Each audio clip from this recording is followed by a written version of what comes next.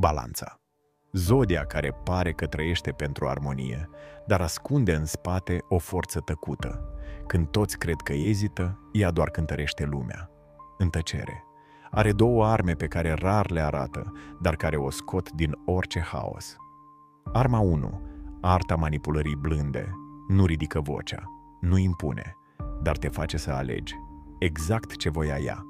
Îți dă impresia că decizia e a ta, în timp ce îți conduce gândurile cu o eleganță dureroasă. E diplomația dusă la nivel de vrăjitorie. Arma 2. Dreptatea obsesivă.